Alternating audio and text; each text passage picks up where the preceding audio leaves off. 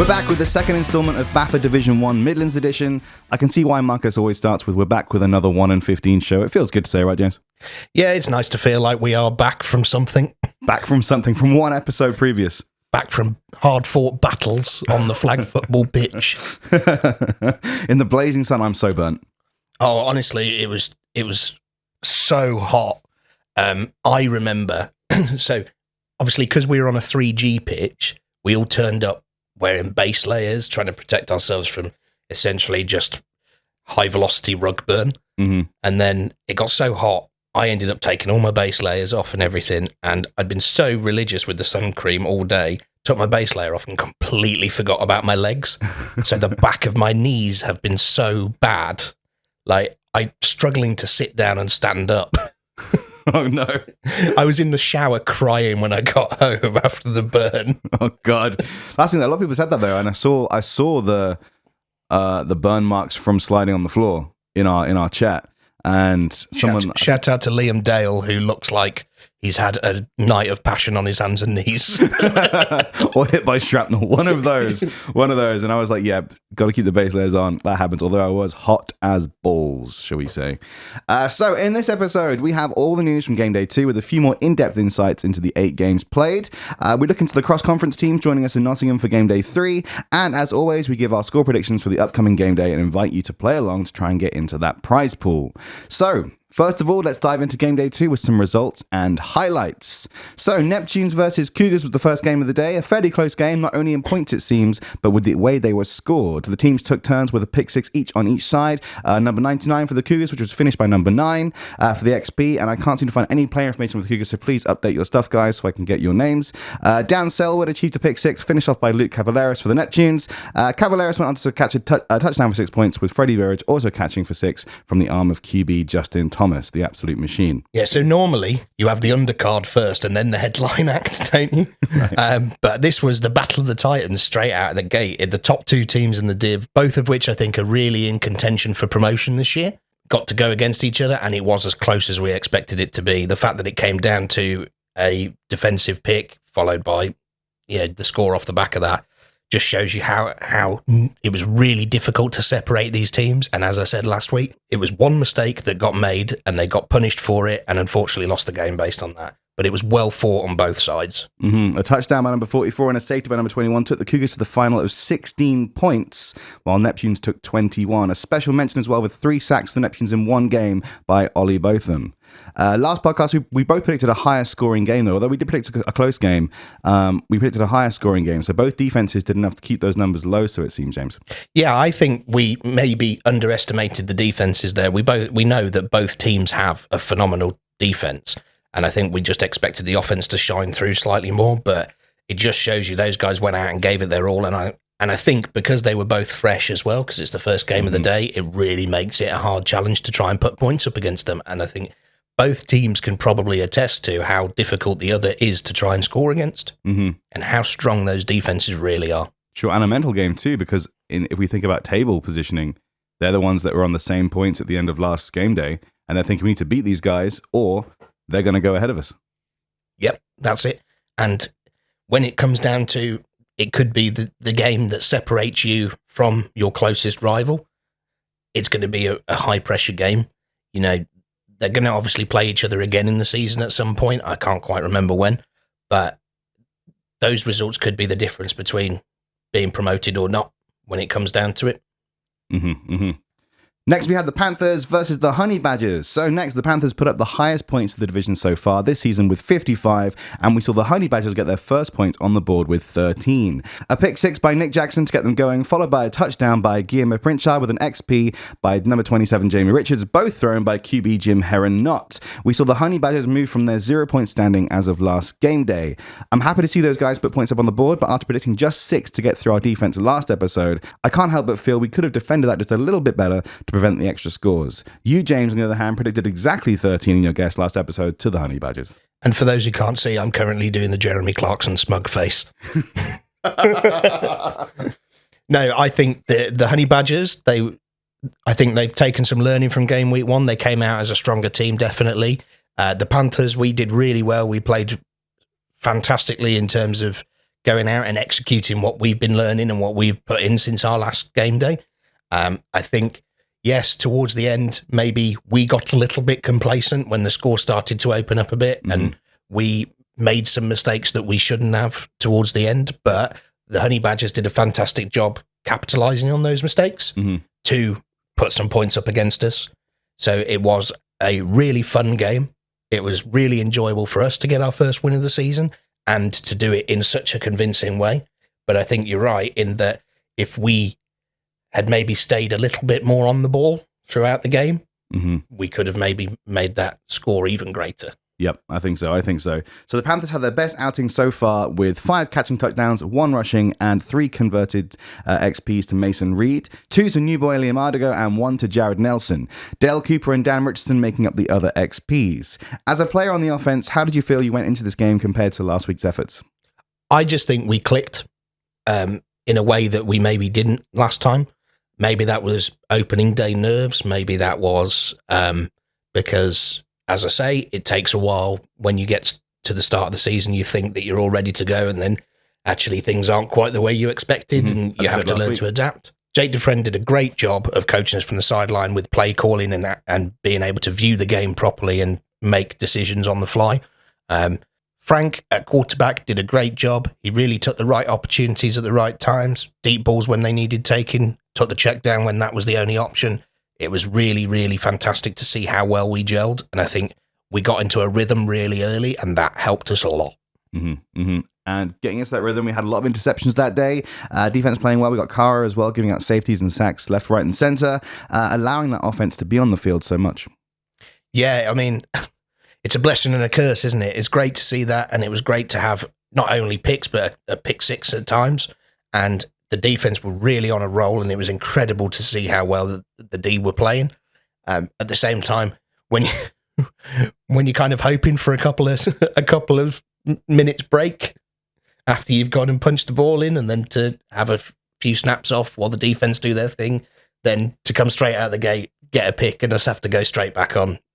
Yeah, it's a blessing and a curse, but it was a great time. Sure. So, Panthers won that 55-13 to the Honey Badgers, and then they had to play straight away against the Bears, the other Nottingham team. The Bears came out with a humble 6 in the roster, but they were fresh after reffing the first time slot.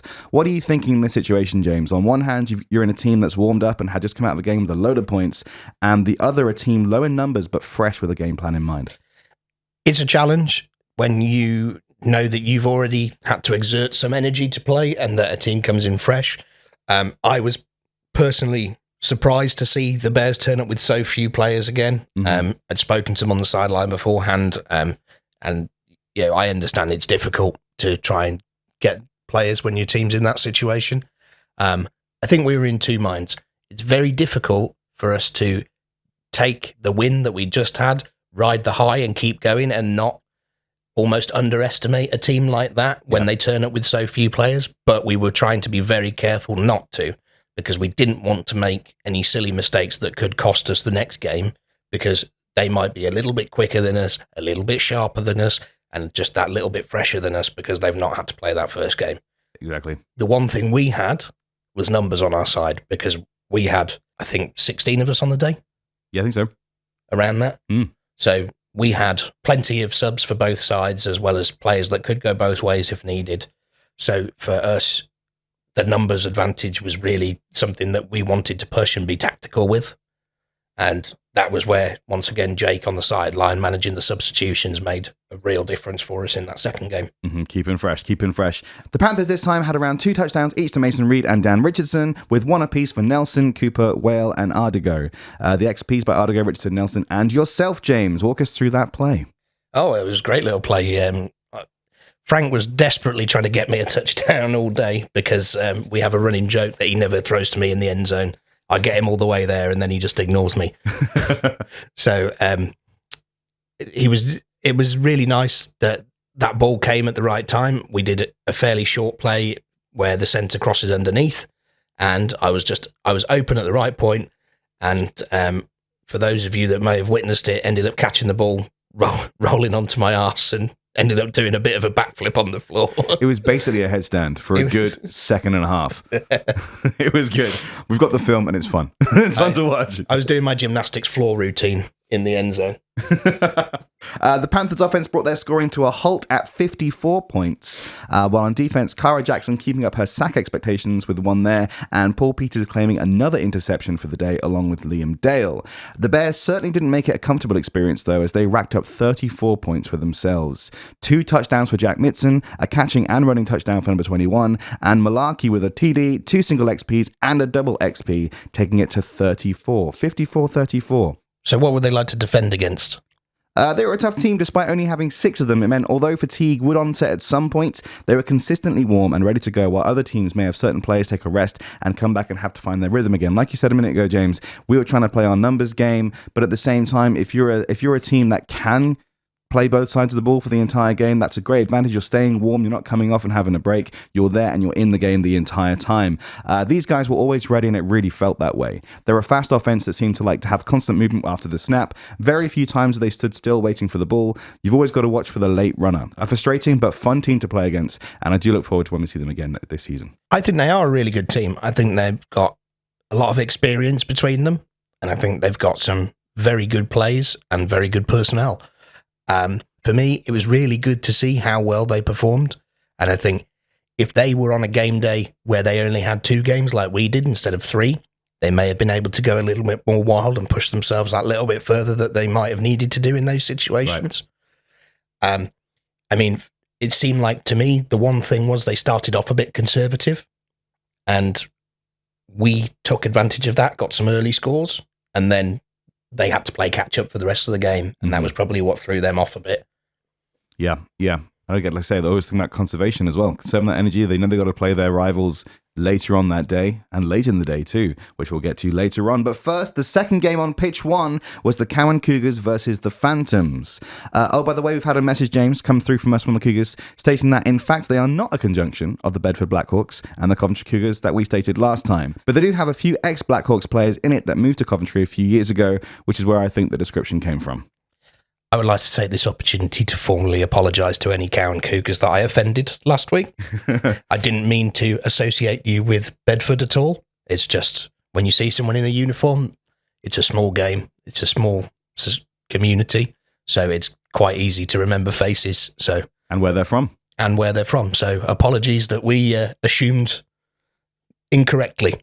Yeah. The Cowen Cougars, stand alone. So, again, I've got a full list of stats here, but no names to put them to, as I don't have the Cougars or Phantoms roster or match info available to me at this time on League Republic. Some I've worked out from social media and things and recognizing jersey numbers and names, so I put them in if I can.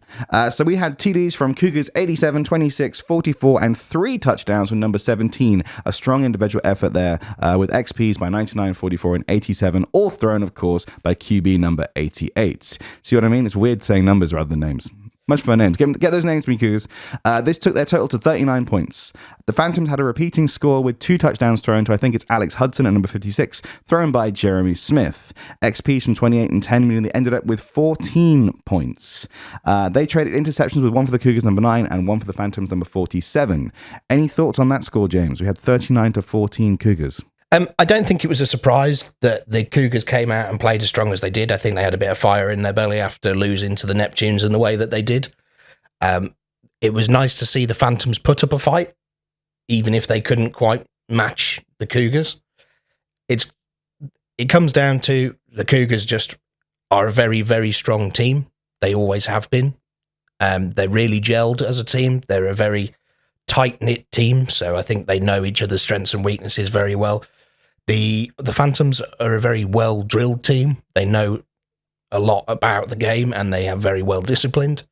But I think the Cougars were just able to exploit the holes in the coverage a little bit more and play to their own strengths a bit more and dictate the game in that way.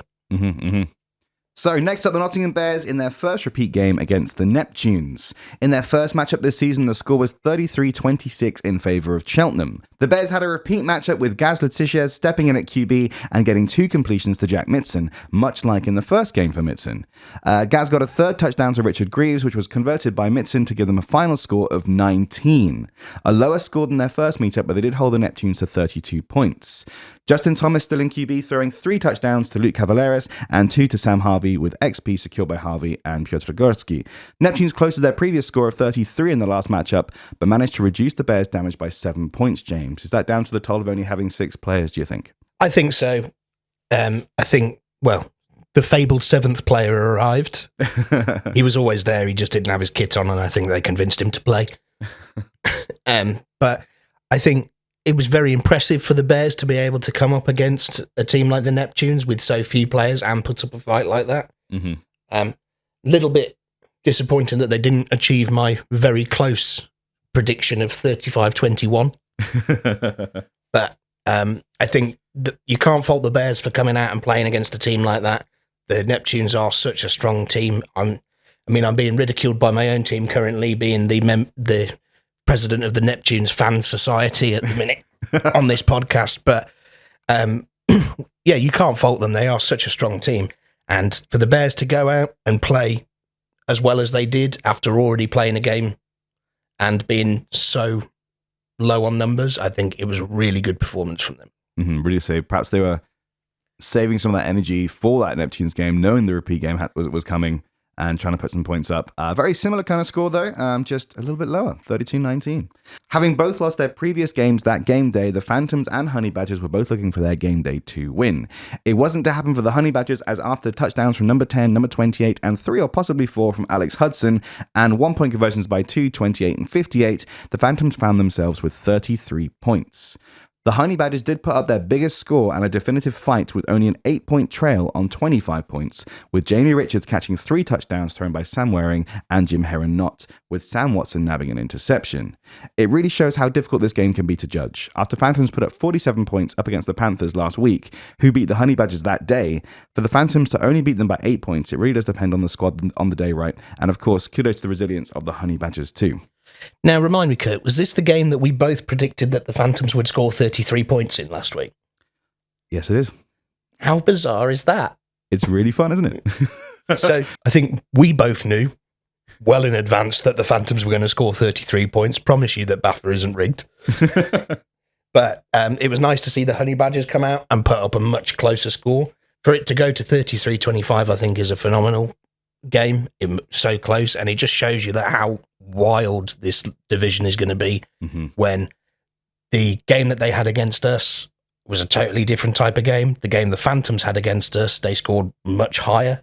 So it's very difficult to judge these things because you really feel like, well, if the Phantoms beat us by this much and the Honey Badgers lost to us by this much, then maybe we could predict that they would beat them by this much, but it just doesn't work like that. It was phenomenal to see the score that the Honey Badgers put up, especially after coming off the previous loss.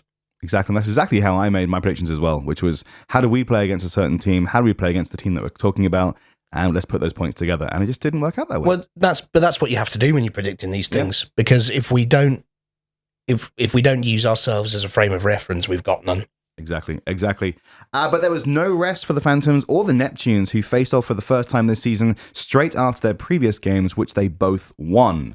The Phantoms this time only managing the 1 TD, which on the score sheet says was thrown by Hudson and caught by QB Jeremy Smith. That may be the wrong way around, but who knows? It is flag football. 6 points on the Phantoms. An honourable mention of Phantoms number 47, who had 5 pass breakups and 6 tackles in that game alone. But it wasn't enough, as Neptunes racked up 32 points. They certainly like that low 30-point range, James. You can't fault their consistency. They are very consistent, definitely. It's almost like they take their foot off the gas a bit when they hit 20-something. No, it was a lower scoring game than I predicted, certainly. Last week, I said it was going to be 42-27. So kudos to the Cheltenham defence for managing to keep the Phantoms down to just 1 score. Yep. And well played to the Phantoms defence for keeping the Neptune score as low as it was. Yep. I know it's difficult to swallow when it's a loss, especially when you're on defence and you feel like maybe you could have stopped a score or two, but to play against a team of that calibre and come away with that little damage, I think they can take pride in that. So it's going to be a really interesting season later on. Absolutely. Definitely. Absolutely. Touchdowns for the Neptunes by Adam Walker, Sam Harvey, and 2 for Luke Cavalleros. One of those thrown by Piotr Górski sealed the deal, giving Neptunes 3 for 3 on the day and 6 for 6 in the season so far. The only team with the perfect record. But much like the Salford Scorpions, who we'll be coming up against, and I think Cheltenham are coming against next time as well. Well, we'll have to save that for the next segment, won't we? That is the next segment. Keep tuned, people. Keep tuned. We're almost there. The final game of the day was the Nottingham derby between the Bears and the HBadgers. The day did fall behind a bit, and Neptunes were hoping to put both final games on at the same time, but unfortunately Cougars had already left at this point, leaving no one able to ref the game on pitch 2. So it was a late one in the day for the two travelling teams. And it was certainly a decisive win for the Bears with their 6-man squad, or possibly 7, who took the game at 32-0. With number 48, Gaz Letitia in the QB driving seat, number 21 achieved a TD and a pick 6, making it 12-0 at half-time. Malarkey contributed to the majority of the remaining points with 2 TDs, an XP, and 3 sacks to the game. Last episode, James, we were both predicting relatively close games with a TD or less. Does the pair's local rivalry history contribute to the score here, do you think? I think so. I think you hit the nail on the head last time, Kirk. When you're a local team, you play them more than most, so you get to know a system. And I think both of those teams are in a bit of a rebuild phase at the minute as well, from what I've been hearing on the sidelines and talking to players. So I think that's a factor in it as well. But it was a really good game from both teams, I think. Not quite as close as we expected. No. But none of that 2-point conversion testing. Yeah. I was trying to get it. But yeah, you can't knock the Bears, can you, for going 3 games in and having a long day like that. I don't think that game kicked off till about 5 o'clock. So, or 3:30 maybe. And obviously think about the long drive home as well. Yeah, and the long drive that they took to get there as well. You can't fault them for putting up a performance like that and coming away with a win. I think it was well deserved. I'm keen to know if the Bears knew the score of the previous HBadgers game, knowing that HBadgers put 25 up against the Phantoms, who were so strong in week 1. I wonder if they were a bit nervous into that game and played extra hard just to try and keep them down. Possibly. We'd have to ask a Bear to find out for certain, but I believe they were reffing. Oh, right. Or they were, at the very least, they were waiting around for their game to start, so they might have watched. So you'd like to think they know.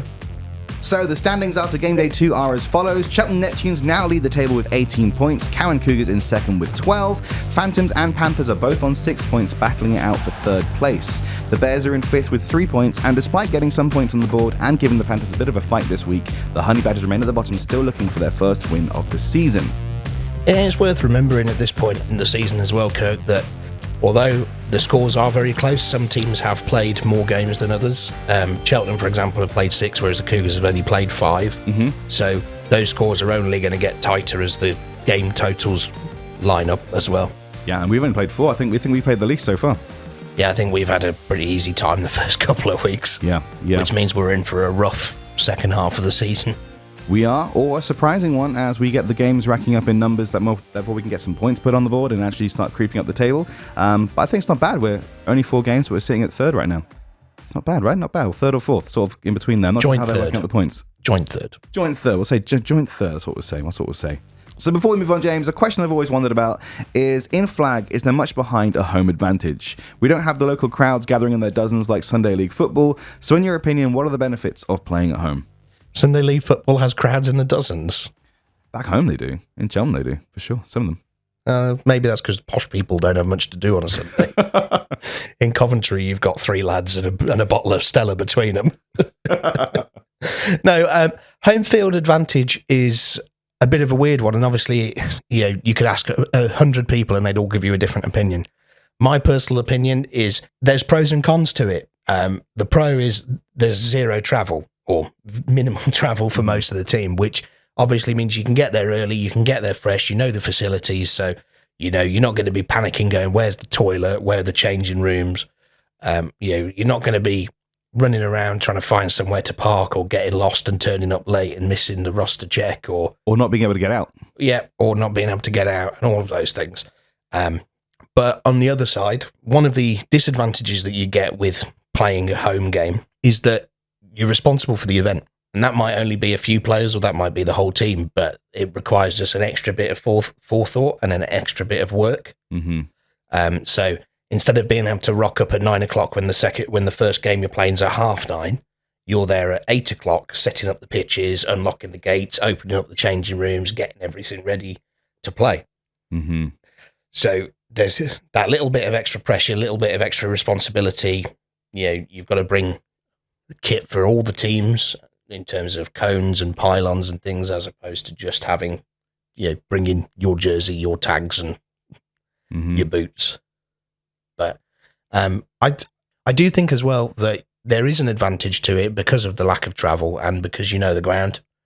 Familiarity, right? Yeah, I mean, I wouldn't say there's a massive amount in it, but the difference in being able to play somewhere where you know the potholes in the ground and you know where the lumps and bumps are or where the most rubber pellets are if you're on 3G, I guess. And also being used to playing on 3G. Obviously, the Neptunes use that 3G pitch quite a lot, and they're used to playing on that ground, whereas we're used to playing in the muddy slops of what was the Coventryans RFC before we moved to Wellesden. Yeah. So if we had a game on that sloppy stuff, I think we'd get some wins out of that. But yeah, I think that does make a difference as well, particularly when you're talking about artificial versus natural surface. When you've got the artificial surface, you do have to play slightly differently, as your ankle will attest to. It will. It still hurts. But I think not having that practice time on the pitch that you're used to does make a slight difference. But I think most of it comes down to the lack of travel and the knowledge of the facilities, if any. Mm-hmm. The lack of travel is a good one, especially for this week, as Nottingham, of course, had to be there for roster check, but had to stay until, as you said, 5-6 o'clock at night to do their game before travelling the furthest back from Cheltenham. Quite a tough one there for them. Yeah, I think the HBadgers and I believe the Bears as well were actually arrived before we did even. Yep. Which just when we arrived for, when was it? 11 o'clock-ish, and we left about 4 for them to be there in advance of that and to not leave until probably gone 5-6 o'clock on a Sunday as well. Yeah, it's less than ideal. I do wonder if there's a way perhaps BAFA could organise some of these games where the further travelling team could play an earlier game, and if they had to be the team to leave, then that would be the one. But you've got it the other way around as well, which is I personally like to give the teams that are travelling further the later games so that they can arrive in time. Well, that's true. And so you're never going to keep everyone happy with that. No, that's true. Very true. You either arrive late and stay late, and I think that's less of an issue on a game day where you start at 9-10 o'clock. But when you're starting at midday, it's great for us because we got a lie-in on a Sunday and a lie-in on a Saturday because we didn't train. But for a team that comes from further afield where that hour drive time maybe becomes 2 hours, then going home on the Sunday evening knowing that you've got work the next day is less than ideal. Yeah. Well, we talk about this, of course, as we will be in the hometown of 2 of our division teams for the cross-conference matchups being hosted in Nottingham. Let's take a look at what's to come in Game Day 3 as we cross the conference with our Northern Division neighbours. So now we look across both the Midlands and Northwest divisions as we are approaching our first cross-conference game day. We are joined through the power of the internet by Salford Scorpions number 21, Ali Owens. Thanks for joining us on episode 2 of 1st and 15 BAFA Midlands. How you doing? I'm not too bad. Thanks for having me. Oh, very welcome, very welcome. We've also got James here as well. He's still here. Still here. But you could be proud that you are the first ever guest on the BAFA Midlands podcast. So we're hoping by having Ali on the show that us and the other teams in our conference listening can learn a bit about the unfamiliar teams we're about to face in Game Day 3. So let's do a quick listing of all the teams involved in their current table position. So these are the cross-conference teams in table order. In the Midlands, we have the Neptunes, the Cougars, the Phantoms, the Panthers, the Bears, and the HBadgers. Of course, the Bears and HBadgers are hosting this game day in Nottingham. In the Northwest, we have the Scorpions at the top, with then the Titans B team, Vikings, the Serpents, and the Chorley Buccaneers in bottom. I'm guessing you've had a team drop out, which is why you've got an uneven number, and the Vikings have only played 2 games so far, according to the League Republic stats. Was that the Lancashire Bombers, Ali? Yeah, that was the Lancashire Bombers who unfortunately dropped out due to their, a lot of the game days clashing with, I think they've got quite a lot of young players, under 19s, and it was the contact season that quite a lot of the game days clashed with. So sadly, they had to drop out. Oh, interesting. So it wasn't a numbers thing. But that's completely disgraceful. Flag is the superior sport. Why would you choose going to contact youth over flag? We got a few players of that, I guess, though. No, flag all the way. A few players. I'm just here to be controversial this time. So we will bring up the Vikings later on, and having only played 2 games. So Ali, could you give us a rundown of the teams in your division and how they've fared so far this season compared to the previous times you've seen them play? So let's start with the Chorley Buccaneers. Give us an overview of those guys. Yeah, so Chorley, unfortunately this season they've got a bit of a small squad. However, the Buccaneers do have a very good ladies team, so they've managed to take a couple of players from the ladies team and use them in the mixed league. And they've, although the perhaps the league table doesn't recognise it quite as well, they've actually done quite well in games. They've hung in there, and most of the games have been quite close. Unfortunately, a few of their games has come down to one score, or I think it was 1 point against the Titans. Yeah. But other than that, they're very effective at moving the ball, and yeah, they're quite a good team. Yeah, it was 37-36 against the Titans, which is mad when you look at the table as it is now. Currently sat at the bottom of the Northwest Division on 0-4. They've been putting up points, though. 37 against the Titans, 27 against the Vikings, 19 against the Scorpions, and 18 against the Titans. Again, they're not being blown out of the water, but perhaps their defense isn't keeping up with their offense, or perhaps they're not quite scoring enough to take the win. The offense is working at times, though, with the points speaking for themselves. But what about the West Lancashire Serpents, Ali? Well, they're they're kind of the new boys in our division.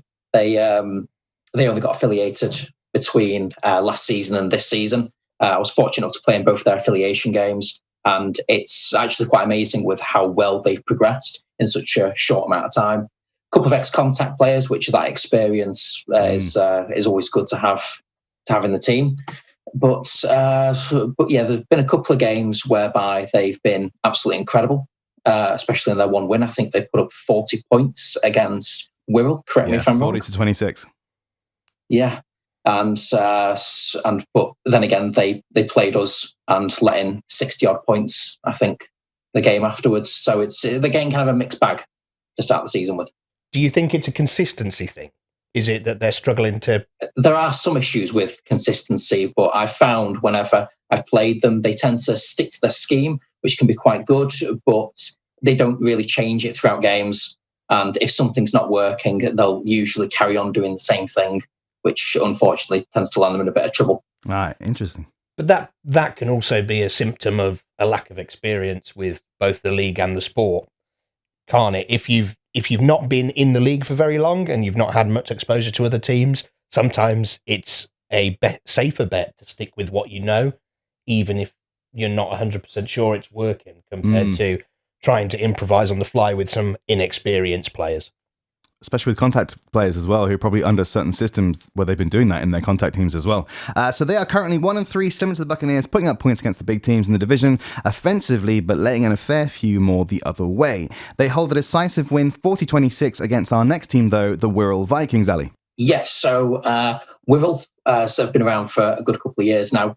They've got quite a good squad, great depth in the squad as well. They have a set starting offense and defense. They have utility players as well that sometimes play both ways. And yeah, they've got more than enough subs as well. I understand on their first game day they were missing their starting quarterback and one of their starting receivers as well. So a bit of a mixed bag on the first game day. But no, they look as though they're doing quite well, even without some of the starters. So I predict that they'll go on and do quite well this season. Nice. So the Vikings are at 1 win against the Buccaneers and 1 loss, as you just mentioned, against the Serpents. Obviously, having played less games due to a team dropout, do you think they'd be in the middle of the table where they are now? Or do you think if they had played as many games as the rest of you guys, would they be higher or lower? With Wirral, I'd say they'd be lower. I think sort of on the first game day, I think they were meant to play against Titans B, which I think perhaps Titans B would have walked away with the win there. And the game against Chorley, it was another close game with them just pulling ahead in the final couple of minutes. They hang in games really well, but I think some of the experience from the other teams will make the difference in their games. Interesting. So what about the Manchester Titans B team? Those who have been around for a while will know of course, Alan Mead and the A team, which at the moment taking the Prem by storm. I believe they're 5-0 at the moment, and they're absolutely doing incredible. The Titans B team have a great squad. The only issue is, though, they are quite inconsistent. They tend to move the ball up the field incredibly well, and getting that first down isn't too much of an issue for them. The only issue I would say is actually getting the ball into the end zone. Sometimes the quarterback likes to overextend himself and make plays that just aren't there, which can lead to interceptions, incompletions, and he is a good quarterback though, and I expect that he'll do quite well. They may struggle in sort of the cross-conference stuff when they go up against teams such as the Neptunes and the Cougars, who are both, by the looks of things, very good teams. Yep. For sure. The Titans are sat second in the division with 3 wins and 1 loss. From looking at the table, though, this is where it gets interesting to me. Your division gets really interesting. So against the Serpents, the Titans had a fairly decisive win at 41-18. But considering they are the second in the table, against the bottom of the table, the Buccaneers, they've had a real struggle. Their first game together coming down to 1 point at 37-36. And their second game being also fairly close at 18-26. Ali, what's the story between those two teams? Is there a story there? Well, on the first game day, it was just a good old-fashioned shootout. It was 2 offenses doing like what they do best, and picking apart the other's defense. The final play of the game, I believe Charlie scored a touchdown, which 1 point would have tied the game, or 2 points would have won it for them. Right. So they let it go for 2 points. Sadly, didn't quite make it, and Titans walked away with the win there. Oh wow. That's what I predicted was going to happen in one of our games, but didn't.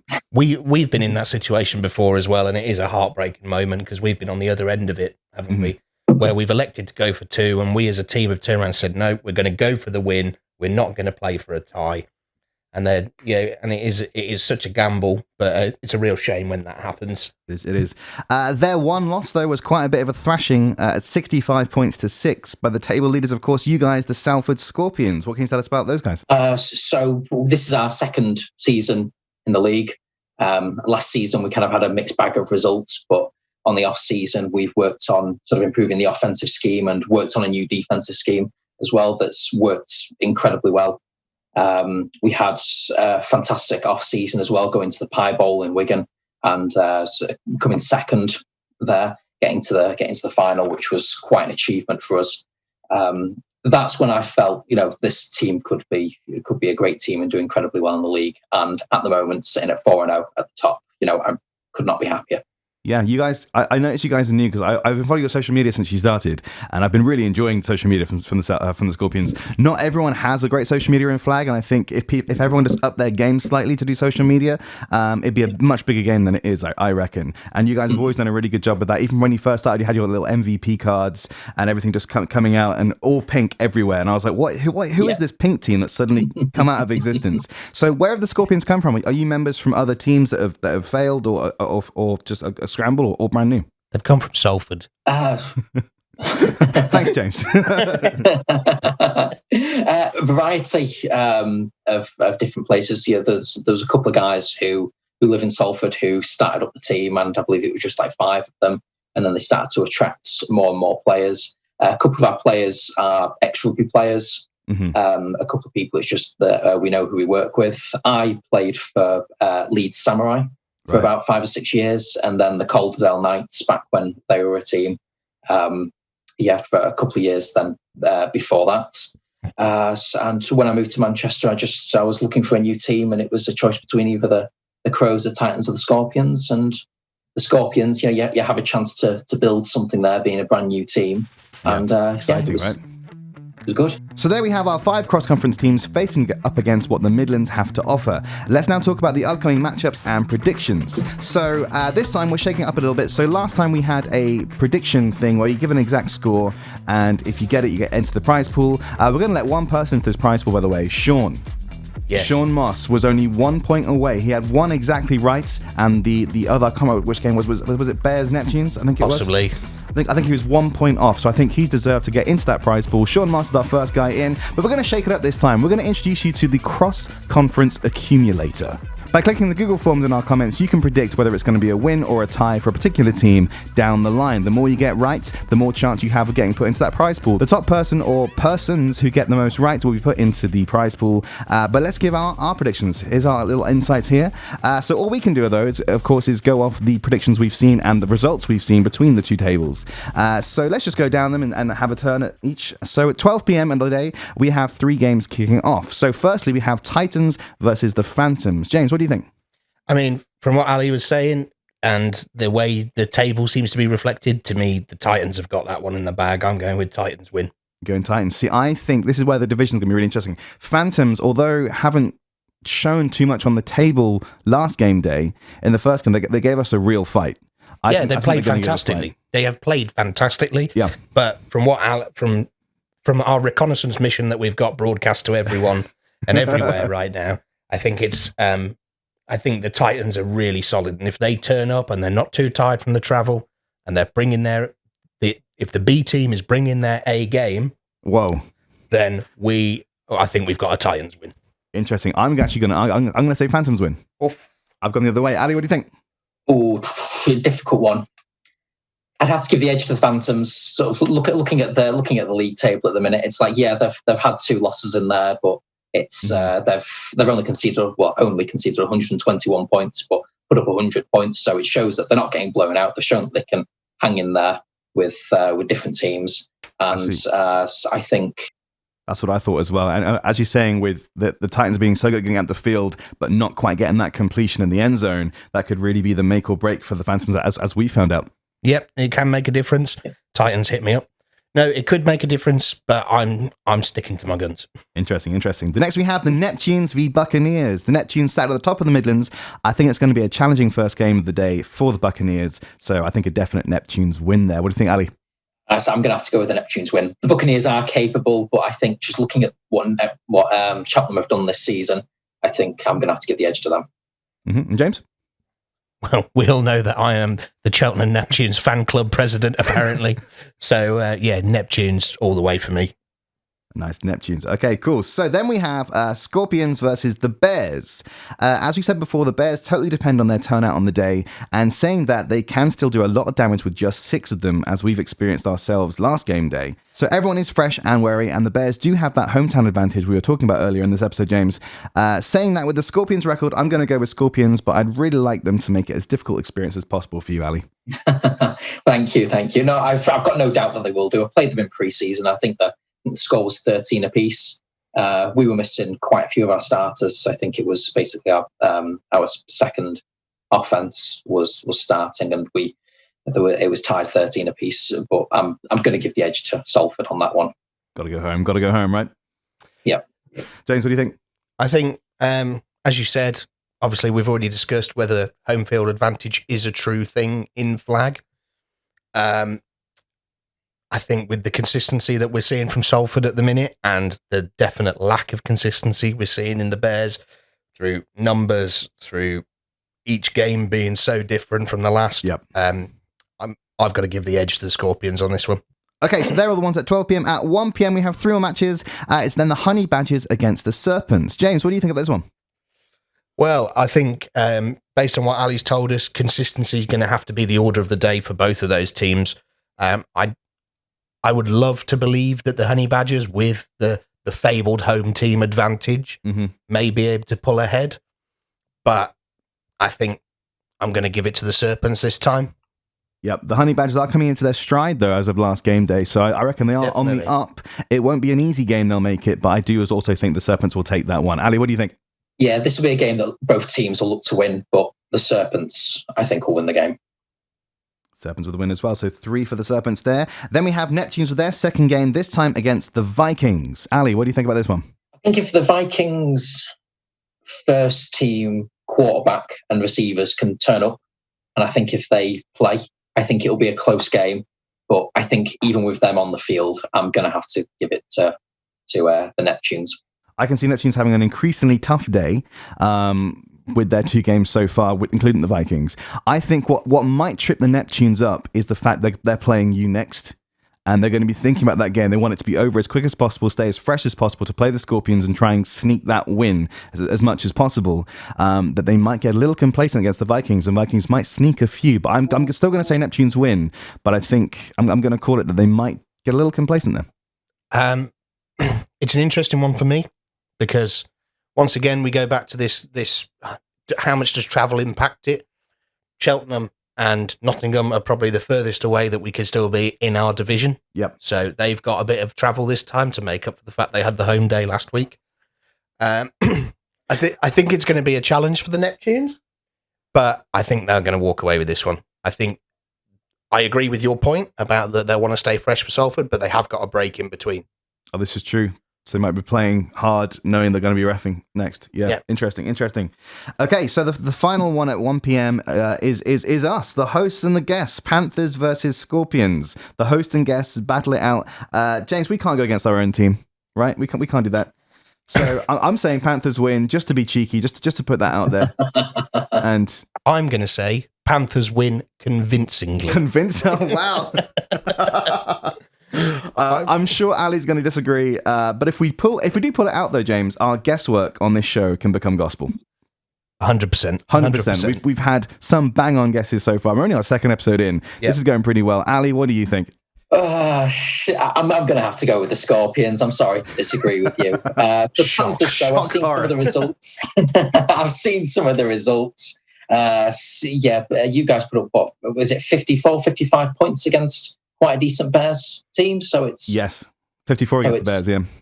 54 against the Bears, yeah, so it's... and we kept the Neptunes clearly not an easy team to beat, clearly a team that can score and put up points, so yeah, I mean, the 3 games on the day, we'll have to bring our A game for all of them. It's going to be a shootout. I'm really looking forward to this. It's going to be interesting. Even though it's so early in the season, it's so nice to play someone different already, right? Yeah. It's really interesting. At 2 p.m., all 4 pitches are busy at all at the same time. Have we got enough refs? I don't even know. Phantoms against Serpents. What do we think, Ali? Oh, that's a difficult one. That's the one that I'm honestly not sure about. I'll have to give the edge to the Phantoms, I'm afraid. I'm sorry, Serpents. So I'm going to have to give the win to them. James? I think this is going to largely come down to the results of the previous games. I think there's not going to be much separating these two teams. And I think if one of them has a win early doors, that may carry them through and keep the steam going for them to go into their second game. But conversely, a loss could be what lights the fire to really get them to turn up. Based on the results and based on the fact that I know the Phantoms team are so well drilled, I'm going to go with the Phantoms for this one. Mm-hmm. I've also done the same thing, but this is the only game I've made 0 notes about because of what you said, Ali. It's one of those ones where they're so similar in their scoring that I can't call it. I've said Phantoms just to be division friendly, but I don't know. Honestly. Cougars versus Titans, the 2 second place teams. Cougars' first game out that day against a rested, but they have played one, the Titans. James, what do you think? It's going to depend on who the Titans turn up with and how tired they are after both a long journey and an additional game. But we know the Cougars can score. We know the Cougars were really close to beating the Neptunes. I'm going to give it to the Cougars. Yep, Ali, what do you think? The Titans B are a good side, but I've played against Cowen quite recently, and they have got an incredible squad. So I'm going to have to give the win to Cowen, and I'll say that it won't be close. It won't be close. Oh, putting it out there. It won't be close. I've also gone Cougars win. But yeah, just again, going from what Ali said about the quarterback not quite making that last conversion, that could really be it against the Cowen Cougars. We played them in a pre-season tournament, and they were very ruthless. It was a case of we're going to beat you and we're going to beat you good. So yeah, I think that'll be what they're going to be like on the day. Absolutely. Bears versus Vikings. This is the kind of time where the Bears have really stepped up, coming out of a tough game that we think they might lose or that they might win or might be really close. I think Bears will win this, take the Vikings, purely because Bears have a really good ability of coming out of a loss and still playing hard. Ali, what do you think? Yeah, agree with you 100%. I think the Bears. I think it just depends on the personnel who turns up that day, but I think even with a limited squad, I still think the Bears can come out ahead in that game. Mm-hmm. And James? If the Bears can play like they did for the second half of last week, they've got it in the bag. But if the Vikings turn up and they turn up with all of their first string players and they go out and really, really give it their all, it could go either way. But I'm going to be controversial and say it'll be the Vikings. Nice. So the last game of 2 p.m. are Buccaneers versus the Panthers. I'd like to think we'd also beat the team at the bottom, just like the Neptunes we think will. But as we said about the Honey Badgers before, they can't be underestimated, James. Yeah, the key thing for us is going to be making sure that we go into that game not overconfident, not getting sloppy, not forgetting our basics. We know that when we go in and when we execute, we're a solid team and we're hard to attack, we're hard to defend against. So as long as we stay focused and as long as we keep our eye on the ball, I think we've got that one. And I'm really interested to hear your point here. Obviously, with the point you made earlier about the Bucks being just that team that can score, but just not quite score enough to take the win. What do you think about with knowing what you know about us and the Bucks? Well, the Bucks, so they're probably the hardest team to break down for me, from what I've experienced in my division. They are the hardest team to break down defensively, and they're very consistent, very good at moving the ball. So that will be quite a close game. But I can't see the Buccaneers coming out on top in that game. Okay, so 3 Panthers wins there for that one. Interesting. So at 3 p.m, things come down to just 2 games. Firstly, we have the Honey Badgers against the Titans. James, what do you think about this one? I hate to say it. I hate to do it, but I think if the Titans are going to come out and they're going to come strong, this is going to be a Titans win all day. I think the Honey Badgers will get some scores in. Honey Badgers will put up a fight, but I think the Titans are going to take it. As you mentioned earlier, the Titans have let their bottom team, the Buccaneers, some points through quite a bit with their 2 games being really, really close. So I think Honey Badgers will score some points, but I think Titans will take that win. And how big that margin is, I'm not so sure, Ali. Titans B will take the win, but it will be a lot closer than what the league table would suggest with where both teams are. I think this will come down to a couple of points, maybe.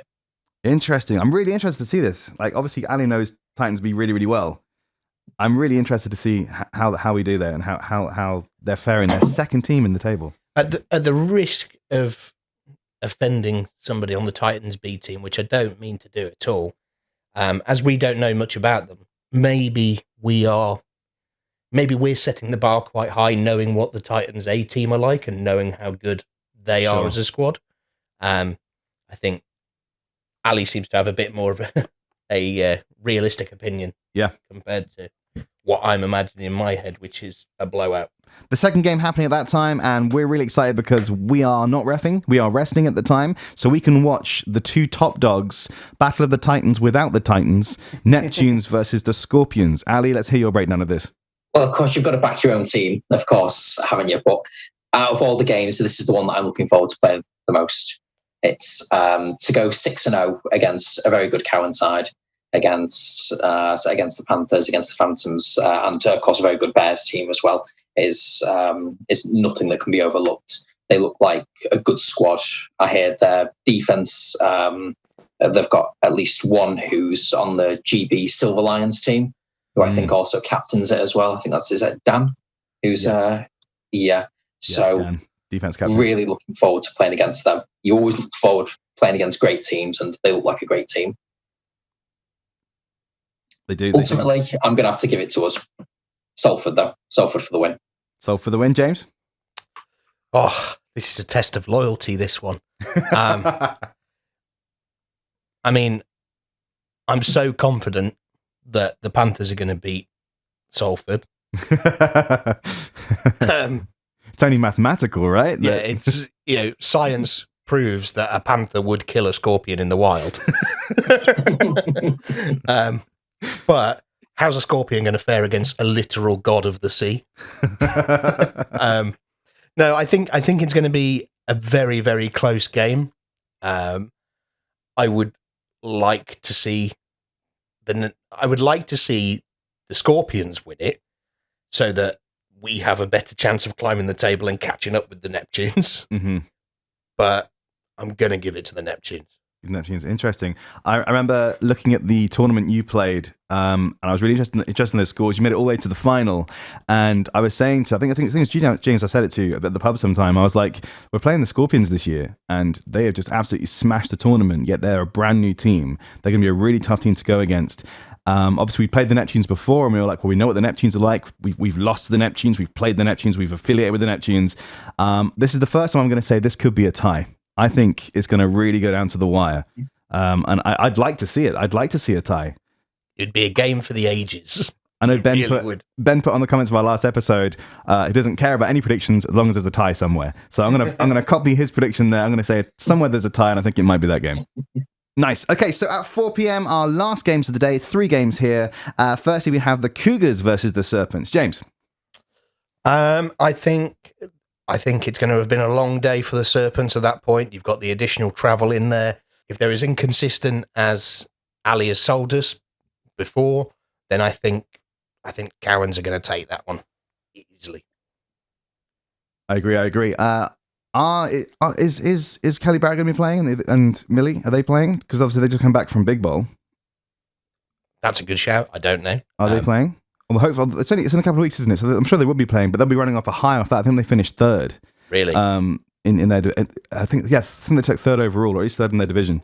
So they're going to come off from a high from that. I think they're going to really bring that up as well and use that for the whole day. And that is something that you have to remember with the Cougars is they do have international level players. Exactly. So yeah, I'm also going Cougars win. Ali? I'm going to have to go with the Cougars win. I do like West Lancs, a fantastic group of lads, and with how much they've improved in such a short amount of time, it's just nothing shy of incredible. But I think the quality of Cowen will see them through. Then we have our last game of the day, the Vikings versus the Panthers. Both teams will be tired, having played plenty of games against really good teams that day. Well, both want to come away from the day with a win, so it will be a tough game. I think we always respond better, James, when we win that final game. Even if we win the first game, the first 2 games, that final game is always our sort of mood setter. Whether we win it or lose it really depends. So I think we'd really want to try and win that against the Vikings. Yeah, I think the fact that we've had a rest as well, the fact that we've not had to sit in the car for as many hours could make a difference. I do agree with you. I think we as a team have that mentality of it's very, we've had it before where we've had a great day and then lost the last game and left with a bitter taste in our mouths, even though we shouldn't. So I think the fire will definitely be going in our bellies to really go out and smash that game. And I think providing that we can stay fit and healthy and providing that we can use that bit of R&R time to really keep ourselves prepped, we'll smash it. Nice. I've put Panthers to win by a touchdown or 2. Ali, what do you think? The Vikings got quite a big squad, so I don't think sort of exhaustion and fatigue is really going to play a part in their game. Yeah, I'm not sure how big your team is, but they usually show up with a set offense, set defense, and about 3 or 4 subs as well. Similar to us. Yeah. Okay. All right. So, so I think as well it will depend on if the quarterback for the Vikings shows up as well. But I'm going to have to give the edge to the Panthers. I haven't seen you guys play, but from what I've seen, sort of like scores wise, you're more than capable of putting up points, and you don't really know what you're going to get out of them on the day. So I think your consistency, the way you're able to score points, that'll carry you through. But I don't think it will be a blowout. I think it will be definitely within a touchdown. Yep, that's exactly what I said. So hard to predict. With the Vikings side, apparently. Really interesting. The last game of the day are the Buccaneers versus the Bears, the 2 teams at the lower end of their tables. The last time the Bears were at the end of the game day, though, they were against their rivals and did go home with a 32-0 blowout. End of the day, and they only had 6 or 7 players as well, against a quite a large HBadgers side as well. With that in mind, I've put Bears to win, and I don't think they're going to take any prisoners either. What do you think, James? I would like the Bears to win. I think I'm not going to pray that half of Nottingham's going to turn up to support them or to fill in the gaps in their roster again. But I think that, well, put it this way. I think come the end of the day, if they walk away with the win, we'll know home field advantage is real. Nice. Oh, nice. Bring that back in the episode. Ali, what do you think? Surely, I don't think have a win yet this season. I'd like to see them get the first win in this game. So I'm going to have to give it to Charlie. I think they'll come away with a win, and I think they'll surprise quite a few people with the scoreline as well. I think it'll be quite a substantial scoreline. Interesting. Nice. So we've got quite a few mixed bags there, even amongst us, James. A mixed bag of scores there, predictions. Remember, do put your scores in on the Google form if you can. Remember, the top scores will, the top answers will get into that prize pool. We don't know what the prize is yet, but it's definitely worth going for, whatever it is. Yep, we will definitely arrange a prize. It won't be a singing fish. It won't. Well, it might be a singing fish. It might be a singing fish like in Panther Bob. It might be a cake with a lasagna inside. The Panthers have never been the best at picking out kids, so. Not really. But Ali, we're gonna save your scores and put them in as well, so you've automatically entered. Do share this around, Ali, as well. Anyone can enter. It's not just Midlands people. Anyone around the country can enter this competition if they want to have a chance of winning something. Why not put it in? Thank you so much, Ali, for joining us and giving us some info on the Northwest teams. I'm really excited for it. What about you, James? I think it's going to be a fantastic day. Thanks again to you, Ali, for coming and seeing us. And hopefully we can have you back for the next cross-conference game day, where we can get some more expert analysis from to North. Carry me on the show. So thanks once again, Ali, and of course thanks to you, James. That's us for this episode. Join us again for Game Day 4, where we review everything from Game Day 3 and our predictions for that Game Day 4 too. Thanks very much.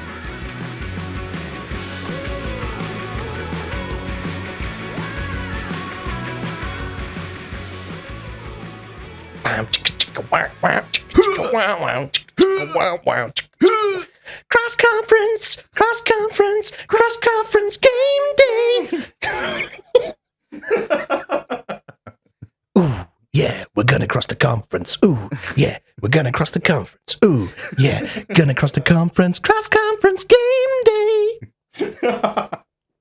I'm not kidding. If I had more time, I would put guitars behind this. And a full-on metal Slipknot drum kit. Oh, man. All right, cool.